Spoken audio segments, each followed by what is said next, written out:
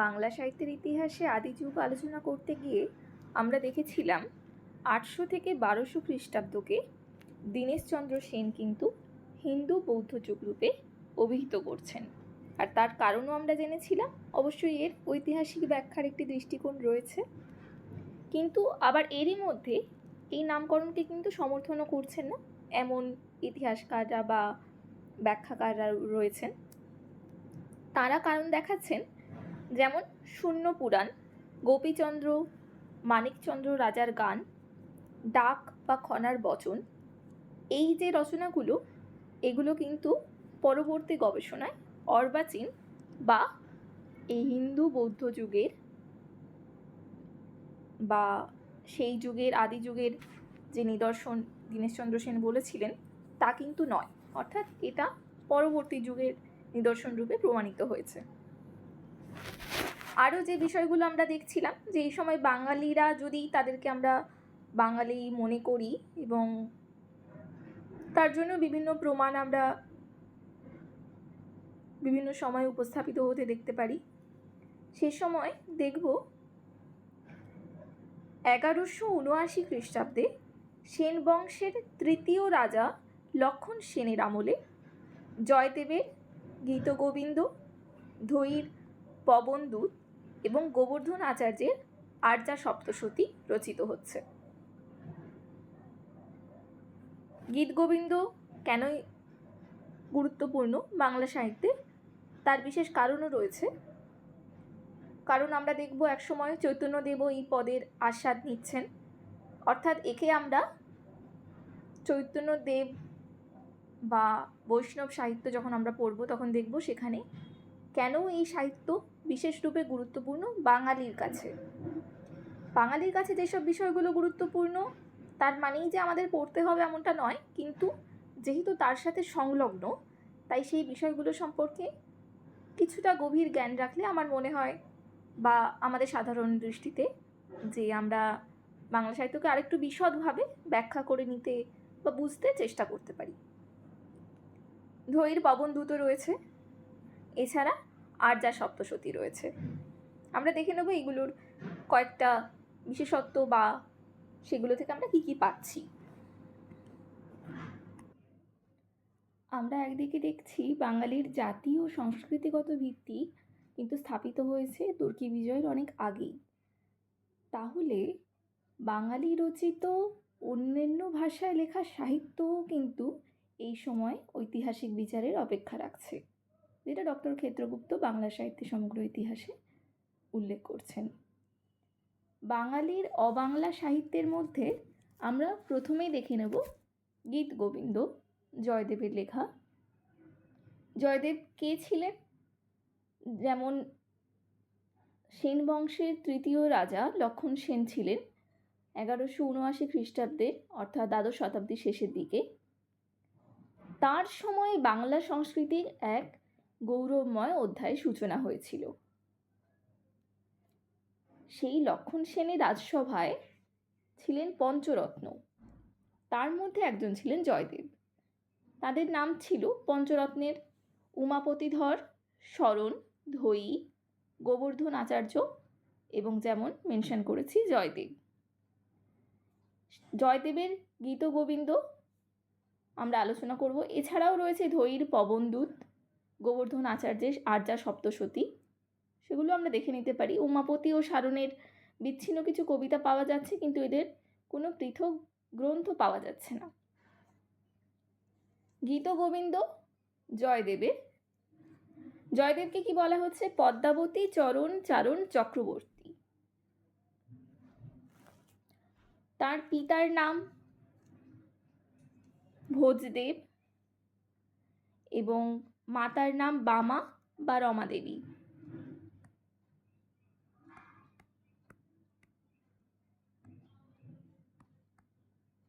বামা বা রামাদেবী বলা হচ্ছে। আর পদ্মাবতী চরণচারণ বলতে পদ্মাবতীকে স্ত্রী, সম্ভবত মনে করা হচ্ছে যে পদ্মাবতীর স্ত্রী ছিলেন। এছাড়াও রোহিণী নামের আরেকজনকে পাচ্ছি, কেন্দুবিল্ল সমুদ্র সম্ভব রোহিণী রমন বলে যে শ্লোকটি পাওয়া গেছে, সেখানে কেন্দ্রবিল্ল গ্রামে কবির জন্মস্থান এবং রোহিণী নামে তার পত্নী বা সাধন সঙ্গিনী হিসেবে আমরা নামটাকে দেখতে পাবো।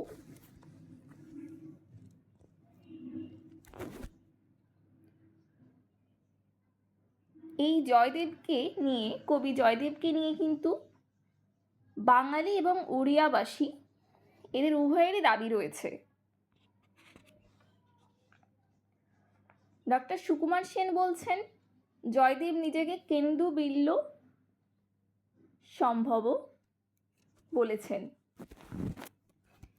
ইহা হইতে অনুমান হয় তাহার অভিযোজন অর্থাৎ পূর্বপুরুষের নিবাস ছিল কেন্দুবিল্লে, কিন্তু বর্তমানে সেখানে পৌষ সংক্রান্তিতে মেলা বসে, সেখানে কেন্দুলি বলিয়া কোনো গাঁই নাই। চৈতন্যদেবের সময় জয়দেবের স্মৃতি সম্বলিত ওই মেলার কোনো উল্লেখ নাই। উড়িষ্যার পুরীর অনতি দূরে প্রাচী নদীর ধারে কেন্দুবিল্ল গ্রাম আছে বলিয়া উড়িষ্যার কোনো কোনো পণ্ডিত দাবি করেন। সুতরাং জয়দেব যে উড়িষ্যাবাসী হইবেন এ যুক্তি টেকসই নয়। অর্থাৎ এখানে উড়িষ্যাবাসী বলে অবশ্যই স্বীকার না করারই একটা বিষয় দেখতে পাবো। তাহলে গীতগোবিন্দ কাব্যের উপজীব্য কি, বা কাকে, কোন বিষয়টাকে ধারণ করে গীতগোবিন্দ রচিত হয়েছে? অদ্ভুত কেশবকেলী রহস্য। এখানে অদ্ভুত কেশবকেলী রহস্য যে বিষয়টা রয়েছে, সেখানে আমরা গীতগোবিন্দে দেখব সক্রিয় চরিত্র কী কী রয়েছে। চরিত্রের মধ্যে রয়েছে সখী, রাধা ও কৃষ্ণ, অর্থাৎ তিনটি চরিত্র। এখানে স্বর্গ কটা রয়েছে? এখানে স্বর্গে বিভক্ত ছিল 12টি স্বর্গ। তার নাম প্রথমে সামদ দামোদর, দ্বিতীয়ত অক্লেশ কেশব, তৃতীয়ত মুগ্ধ মধুসূদন, চতুর্থ স্নিগ্ধ মধুসূদন, পঞ্চম শাকাঙ্ক্ষা পুণ্ডরিকাক্ষ, 6 দৃষ্ট বৈকুণ্ঠ, 7 নাগর নারায়ণ, 8 বিলক্ষ লক্ষ্মীপতি, 9 মুগ্ধ মুকুন্দ, 10 মুগ্ধ মাধব, 11 সানন্দ গোবিন্দ, 12 সুপ্রীত পীতাম্বর।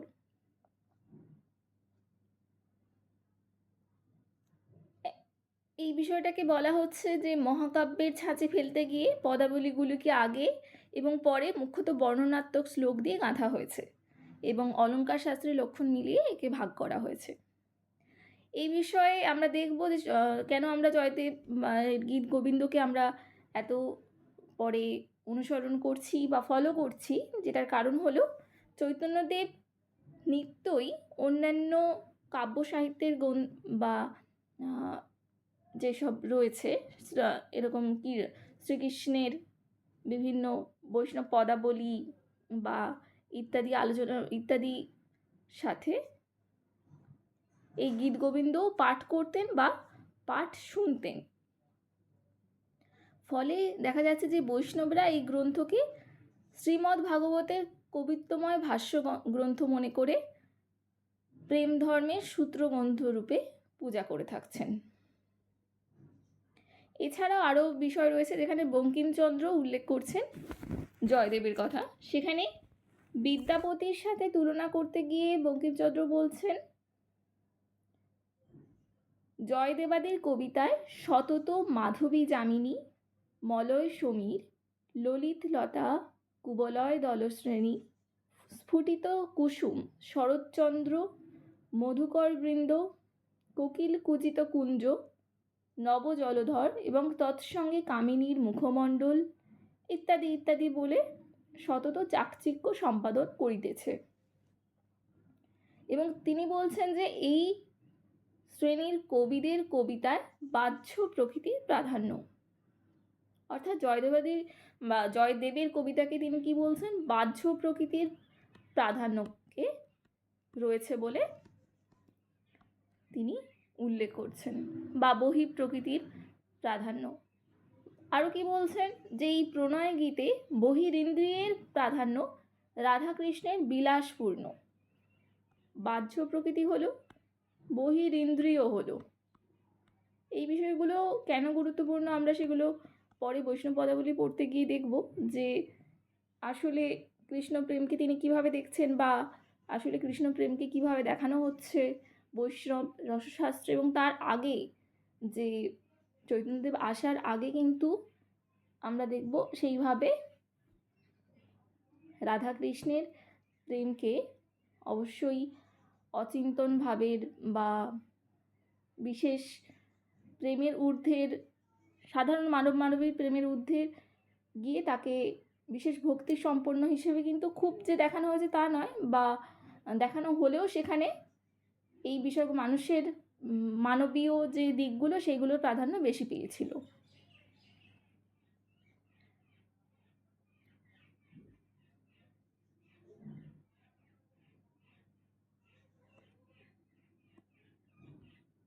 অর্থাৎ আমরা কি দেখছি, যে জয়দেব সমকালীন লৌকিক ভাষা সাহিত্যের একটি বিশেষ ধারাকে সংস্কৃতের খাতে বইয়ে দিয়েছেন। এই জন্য গীতগোবিন্দ লৌকিক গোত্রের হলেও সম্পূর্ণ লৌকিক নয়, আবার বিদগ্ধ মার্জিত কবির সমৃদ্ধ কবিকর্ম হওয়া সত্ত্বেও অভিজাত সংস্কৃত গোত্রের নয়। গীতগোবিন্দ তাহলে কি না, প্রাচীন ও আধুনিক ভাষা সাহিত্যের যোগসূত্র। তাহলে আমরা কি বলতে পারি, যে গীতগোবিন্দ প্রাচীন ও আধুনিক ভাষা সাহিত্যের যোগসূত্র, এবং জয়দেব সংস্কৃত সাহিত্যের অবসানের ও লৌকিক সাহিত্যের অভ্যুদয়ের যুগসন্ধির কবি। অবশ্যই আমরা সাহিত্য ইতিহাসকারদের ভাষাকে ধার করব এখানে। এছাড়াও আরও যে বিষয় রয়েছে সেখানে কিন্তু আমরা দেখব যে জয়দেব স্পষ্ট করে বলছেন, হরির বিলাস বর্ণনায় তাঁর কাব্য এবং তাঁর বর্ণিত এই প্রেমগীতি হরিচরণ স্মৃতিসার। অর্থাৎ তিনি হরিকে স্মরণ করেই এই বা তার চরণকে বন্দনা করতেই এই কাব্যের সূচনা বা কাব্য রচনা করেছেন। কবি কিন্তু তার নিজের কাব্যকে প্রবন্ধ বলছেন, এবং একে যদি বলা যায় যে গীত প্রবন্ধ, তাহলে এখানে পদাবলী বা গীতগুলিকে মূলত গীত গোবিন্দ বলতে পারবো। তাহলে কবি একে কি বলেছেন, প্রবন্ধ। তখনের প্রবন্ধ এবং আমাদের প্রবন্ধের মধ্যে যদিও পার্থক্য রয়েছে, অর্থাৎ একে আমরা গীত প্রবন্ধ বলতে পারি।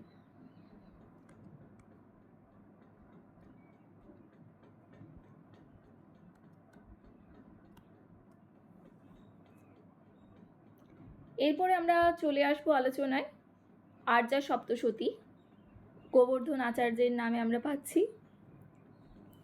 আর্যা সপ্তশতী, সপ্ত অর্থে অবশ্যই 7 এবং সতী অর্থাৎ 100, অর্থাৎ 700 প্রেম শ্লোকের সমষ্টি নিয়ে কবি গোবর্ধন আচার্য এই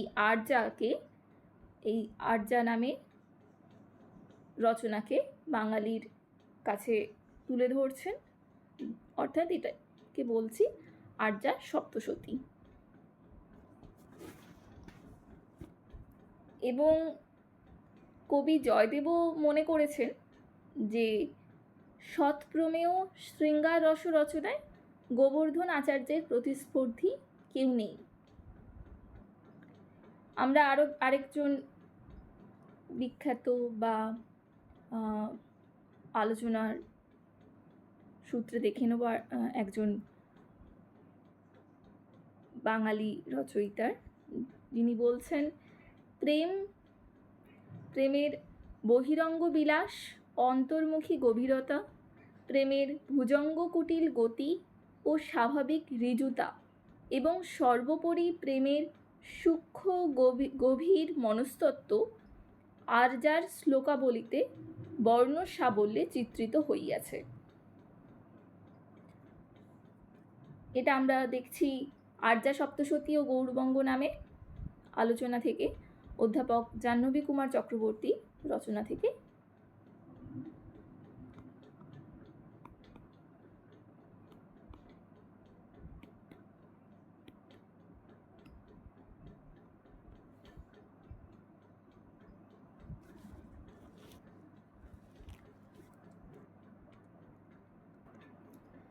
আর্যা সপ্তশতীতে আমরা গোবর্ধন আচার্যের সম্পর্কে যে বিশেষ পারিপার্শ্বিক সাক্ষ্য প্রমাণ পাচ্ছি তা থেকে জানতে পারছি যে তিনি গৌড়ের অধিবাসী এবং লক্ষণ সেনের অন্যতম সভাকবি।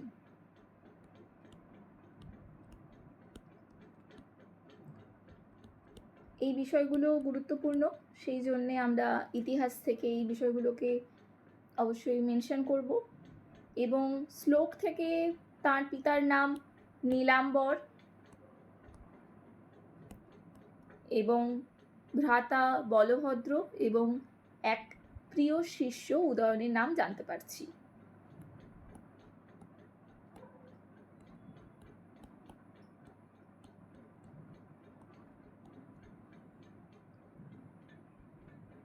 আর্যা সপ্তশতীকে বলা হচ্ছে কোষ জাতীয় কাব্যগ্রন্থ।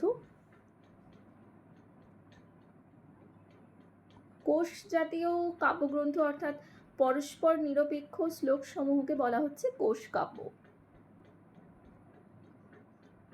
আবার এখানে ব্রজ্জা বলে বিশেষ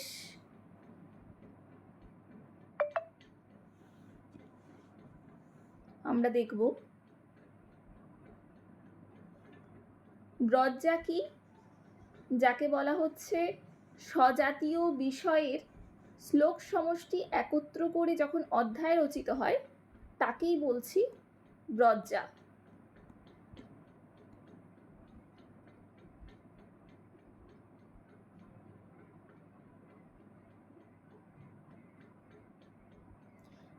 এই যে সপ্তশতী নামটা আমরা আগে জেনেছিলাম, এই সপ্তশতী নাম কিন্তু আমরা আগেও দেখেছি, অর্থাৎ আমরা বিভিন্ন আলোচনায় দেখতে পাবো যে এই নামটা বেশ প্রাচীন।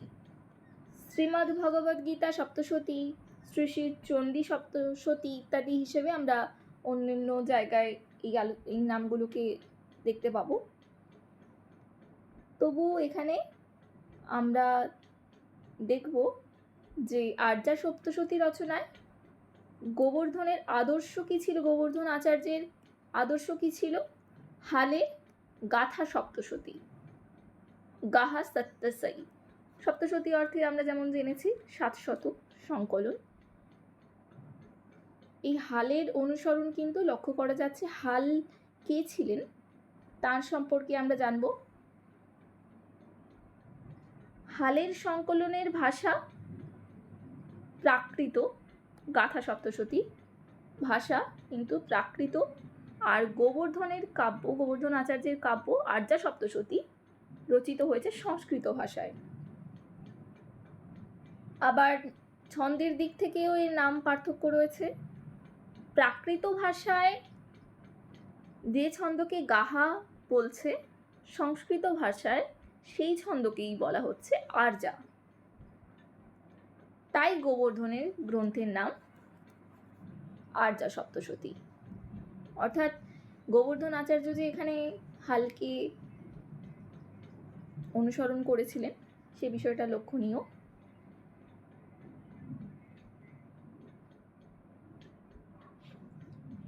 গোবর্ধন আচার্যের তাহলে রচনায় কি পাচ্ছি? দেবদেবতার প্রশস্তি, কবির কৈফিয়ত, কাব্যের গুণ ইত্যাদি রয়েছে। আমরা আর্যা সপ্তশতী কেন পড়ছি?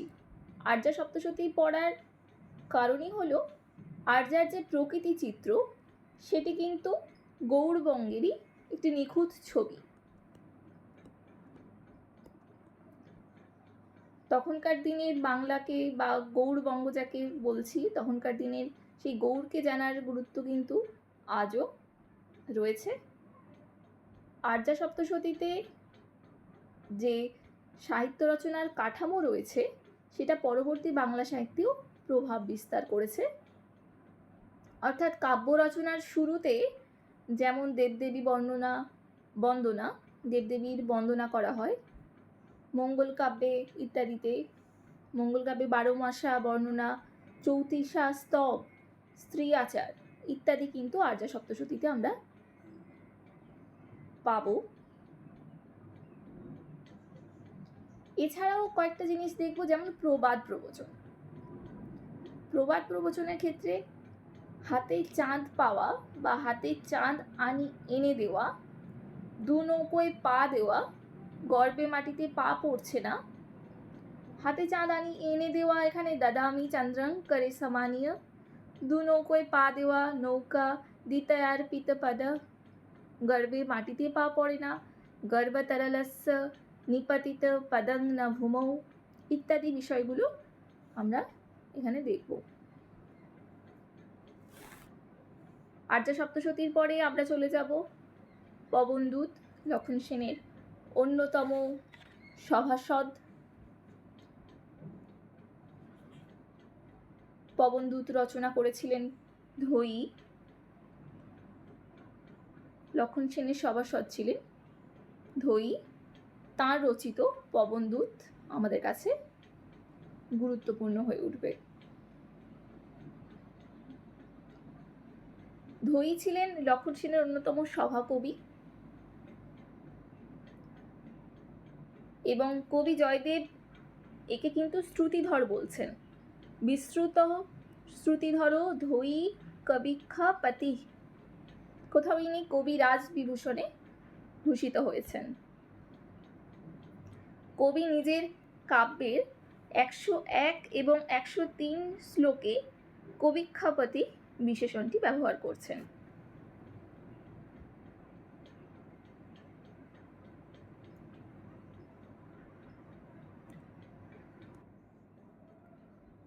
এই পবনদূত কাব্যের যে রচনাকার ধৈ, তিনি কিন্তু সর্বভারত বিখ্যাত ছিলেন, কিন্তু তবুও তার জীবন কথা প্রায় কিছু জানা যাচ্ছে না।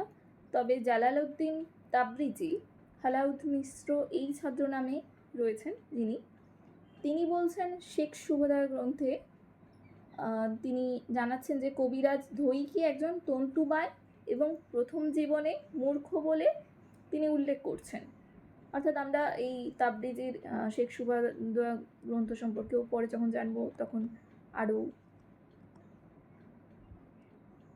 আলোচনা করতে পারি, কিন্তু বর্তমানে জেনে নিই যে তার মধ্যে আমরা এই ধৈ নাম পাচ্ছি। অর্থাৎ তাকে প্রথমে তন্তুবাই বলে তারপরে মূর্খ বলছেন, এবং সেখানে কীরমভাবে বলছেন যে তারপর সে সমস্ত ব্রাহ্মণদের ডেকে বললেন এই ধৈ একজন তন্তুবাই, তবুও ইনি মহাপণ্ডিত বলে সকলের মধ্যে প্রশংসিত হলেন কেন। এই অনুবাদ করছেন ধীরেন্দ্রনাথ বন্দ্যোপাধ্যায় 1981-তে। এবং এখানে যে স্নিগ্ধ মধুর এবং অন্তরঙ্গ বর্ণনা করা হয়েছে সেখান থেকে রাঢ় অঞ্চলের অধিবাসী ছিলেন বলে আমরা ধারণা করে নিতে পারছি। আমরা আরও জানব যে পবনদূত কেন গুরুত্বপূর্ণ। এখানে কালিদাসের মেঘদূতের আদর্শে যত দূত কাব্য পরবর্তীকালে রচিত হয়েছে তার মধ্যে কিন্তু পবনদূত প্রাচীনতম। মন্দাক্রান্তা ছন্দে 104টি শ্লোকে ধৈ সুকৌশলে তাঁর পৃষ্ঠপোষক লক্ষণ সেনের স্তুতিবাদ করেছেন। এখানে বিভিন্ন গল্প রয়েছে, যেমন দক্ষিণ দেশে লক্ষণ সেন গিয়েছিলেন, সেখানে কুবলয়বতী নামে এক গন্ধর্ব কন্যা তার প্রতি প্রেমাসক্ত হন ইত্যাদি। এখানে দক্ষিণা মলয়বায়ুকে দূত করে সেখানে কুবলয়বতী লক্ষণ সেনের কাছে প্রেম বার্তা প্রেরণ করছেন, এটাই পবনদূতের বিষয়বস্তু। অর্থাৎ আমরা দেখলাম যে মেঘদূতের অবলম্বনে এই পবনদূত রচিত হয়েছিল, এবং কুবলয়বতী লক্ষণ সেন এবং যে পবনকে বা দক্ষিণা মলয়বায়ুকে দূত করেছিলেন সেই কারণেই পবনদূতের নামকরণ। আর ডক্টর নিহারঞ্জন রায় বলছেন যে কাব্যটির মৌলিকত্ব বিশেষ কিছু না হলেও এখানে কল্পনার মাধুর্য এবং শ্লোকের চিত্রগরিমা চিত্তকে স্পর্শ করছে। তাও আমরা এখানে আরও কী বিষয় দেখব, যে বাঙালি চরিত্রের যে বিশিষ্টতা এবং আদিরস বর্ণনা অর্থাৎ শৃঙ্গার রসকে সেখানে কিন্তু খুব ভালোভাবে দেখানো হয়েছে, যেখানে বাঙালি যে চরিত্র যেমন গোষ্ঠীবদ্ধ সকল কবির বীরভাচি বৈদর্ভী রীতির বাস গঙ্গা পরিসর ভুবি স্নিগ্ধ ভোগ্যা বিভূতি, এরকম করে যে পদ রয়েছে সেখানে তিনি জানাচ্ছেন যে সমস্ত কবিদের সঙ্গে গোষ্ঠীপ্রীতি, বৈদর্ভী রীতিতে কাব্য রচনা, সুপ্রসুর গঙ্গা তীরে বাস, মোটামুটি স্বচ্ছলতা, সুজনের স্নেহ, সুকবিরূপে সুনাম এবং জন্মান্তরেও লক্ষ্মীপতির চরণে ভক্তি, এই আমি কামনা করি। ধৈর এখানে তার কাব্যে উল্লেখ। সেখানে আমরা এই চিরকালীন বাঙালির চরিত্রের একটি বিশিষ্টতা লক্ষ্য করব। এছাড়াও এই কাব্যের মধ্যে আদিরস যে বর্ণনা রয়েছে তার মধ্যে কিন্তু আমরা দেখব যে কাব্য সৌন্দর্য বা শৃঙ্গার রস বর্ণনার, তখনকার দিনে শৃঙ্গার রস বর্ণনাকে বিশেষ গুরুত্ব দেওয়া হতো। রাজসভার যে আড়ম্বর ছিল, রাজারা ছিলেন, তারা এই বিষয়গুলোকে বলা যায় এক ধরনের প্রমোট করতেন। তো তখন এই আলোচনাগুলোই আমরা দেখতে পাবো সংস্কৃত সাহিত্য থেকে ধার করা হোক বা বাংলা সাহিত্যে যখন পরবর্তীকালে আমরা বিভিন্ন আলোচনায় এই বিষয়গুলোকে গুরুত্ব দেব। আমরা এর আগে দেখেছি যে হালের গাথা গাহা সত্যাসাইকে অনুসরণ করে আর্যা সপ্তশতী রচিত হয়েছিল। এখন হালের গাহা সত্যাসাই বা গাথা সপ্তশতীর বৈশিষ্ট্যগুলো গুরুত্বপূর্ণ কেন সেটা আমরা দেখে নিতে পারি। গাহা সপ্তশতী কিসে রচিত হয়েছে? মহারাষ্ট্রে প্রাকৃতি। এখানে পল্লীর সুখ দুঃখ, আনন্দ বেদনার ঝঙ্কার, এবং দেখা যাচ্ছে এখানে ভাষা সহজ সরল স্বচ্ছন্দ। প্রাকৃত প্রকীর্ণ কবিতাগুলি স্বভাবজাত বনফুল, অর্থাৎ সাধারণ সৌন্দর্য সৌরভ তার মধ্যে বিদ্যমান।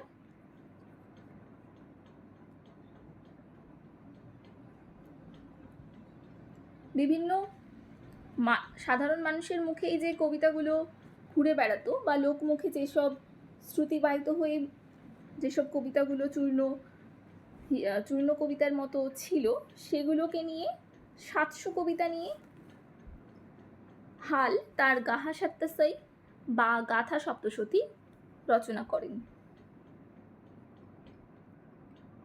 হালের পরিচয়ে কিন্তু বিশেষ জানা যাচ্ছে না। অনেক ইতিহাস একে খ্রিস্টপূর্ব 2 থেকে বা 1 থেকে খ্রিস্টীয় 1 শতাব্দীর ব্যক্তি হিসেবে চিহ্নিত করছেন।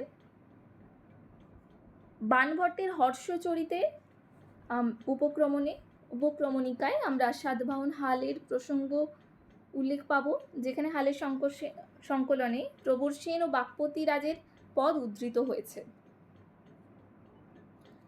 এরা 6ষ্ঠ এবং 7ম শতাব্দীর ব্যক্তিত্ব বলে অনেকে সিদ্ধান্ত করেন যে এটি 7ম শতাব্দীতে রচিত। এ সম্পর্কে নিশ্চিতভাবে বলা যায় না। 700 কবিতাকে 7টি দশকে ভাগ করা হয়েছে।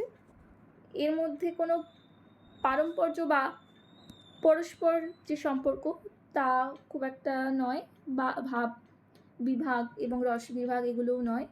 কবিক্রমের যে শৃঙ্খলা থাকে সেটাও সেভাবে পাওয়া যাচ্ছে না। মানে বলা যাচ্ছে যেন মহাকাশের অসংখ্য নক্ষত্রকে, হীরকখণ্ডের মতো উজ্জ্বল নক্ষত্রগুলিকে একসাথে এনে কবিতার কাব্যগ্রন্থে যেমন চূর্ণ কবিতাগুলোকে একসাথে সংকলিত করছেন। গাথা সপ্তশতী কি? গাথা সপ্তশতী চিরন্তন প্রেমের কাব্য। সংস্কৃত প্রেম কবিতার মতো এতে প্রেমের বিচিত্র ভাব, শৃঙ্গারে বিভিন্ন অবস্থায় নায়ক নায়িকার মনোভাব, নায়িকার পূর্বরাগ, অভিসার, মান, মিলনের আকুতি, বিরহের নিশ্চিম ক্রন্দন রূপায়িত হয়েছে। অলঙ্কার শাস্ত্রের নায়িকার অবস্থার চিত্রের সংখ্যা কিন্তু এখানে অসংখ্য। প্রেমের জাতি বিচার বা বন্ধন নেই, এবং বন্ধনহীন অবৈধ প্রেম, যদি অবৈধ বলছেন যে ইতিহাসকাররা, যাকে সেখানে দুঃখ বেদনা শঙ্কা ব্যাকুলতা অধিক এবং গভীর ও নিবিড়। এই সংকলনে আমরা কেন এই বিশেষ উল্লেখ যে রাধা নামের আমরা উল্লেখ পাবো এই হালের গাহা সত্তসাই থেকে। কি নাম থেকে?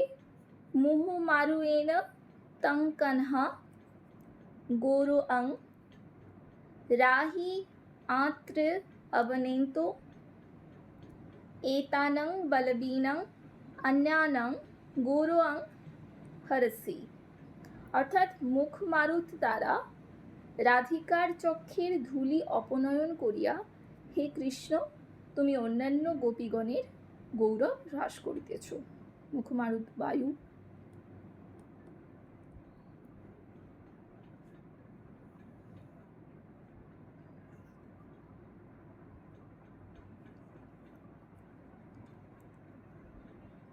তাহলে আমরা আপাতত দেখে নিলাম